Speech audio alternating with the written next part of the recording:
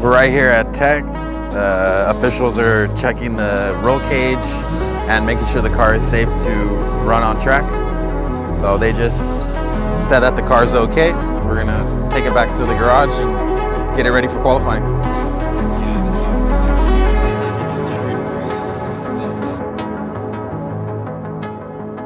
The team huddles up, quiet words, calm tones.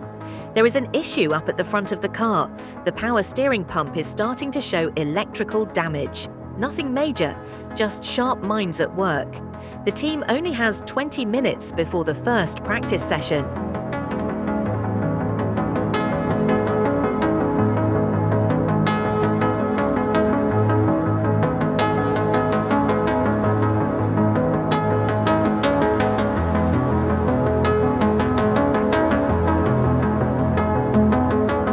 After a successful shakedown lap, the cars were ready for the start grid. All right, so when we were lined up for the pre-grid, we were told to go, got the signal to go, and gearbox was just not getting in gear. We had some actuator issues. We had to have our mechanics try to push it into first, and eventually it slammed in, and I ended up at the back of the pack when I should have been starting on pole. So, yeah. Added some extra challenge. An exciting moment was catching my dad after getting through the pack, doing a little bit of racing, but eventually there's no need to damage the car first race out, so he let me by. But I would have passed him even if he didn't. Just feels a little bit like a testing day for me, but it felt good to beat my dad mostly. Excited for tomorrow, run it all back. Hopefully in the morning, quali time, I can beat what I got yesterday, beat the SCCA record again, maybe get into the 1 minute 33. But yeah, excited. Keep learning the car, keep learning the track, just getting more seat time in. As the team rolled into the paddock before sunrise, victory quickly turned into damage control. Our mechanics raced against the clock to try and find the source of the actuator's problem, but in racing, trouble never travels alone. And car 27 was just getting started.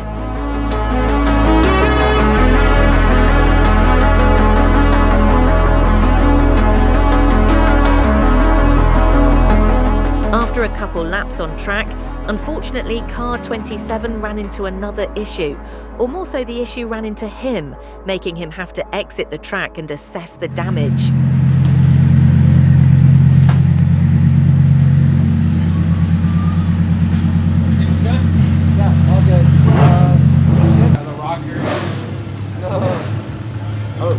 They're cheap.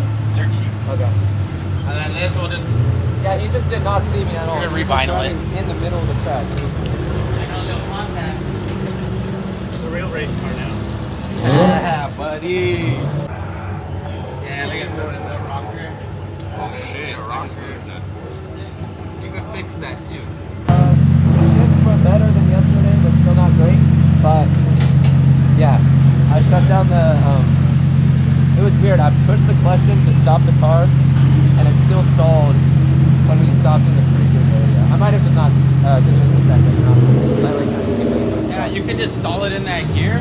Yeah. And then once you go to start the car, clutch in. Yeah, I got it going in a second.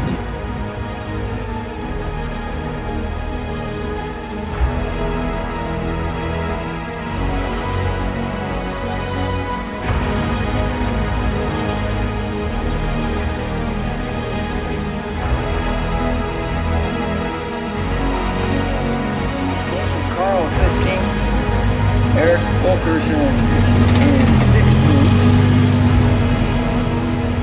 This is the one that decides it all. The race that could secure the license or end the season right here.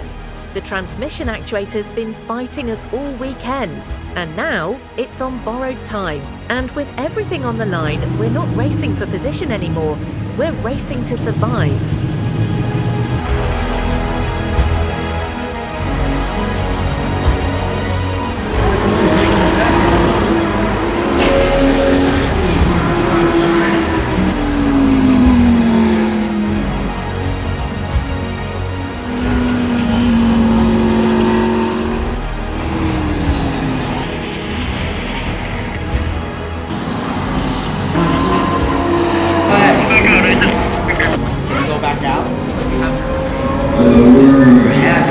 lap away from a checkered flag.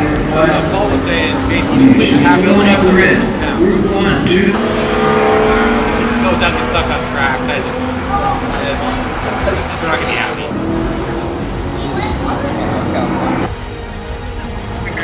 Checkered flag.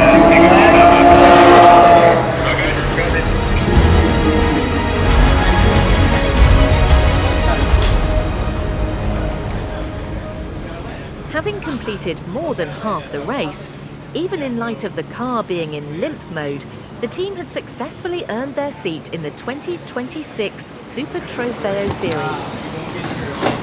What happened? I don't know. Some sort of engine, like computer failure. Didn't feel mechanical, just felt like I was limited to a certain speed, so I had to come in, but didn't feel like it was damaged. Gearbox was fine.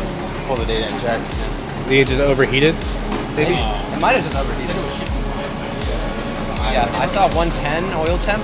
Yeah, but Usually it would throw something like that. Yeah, even then, still let it run.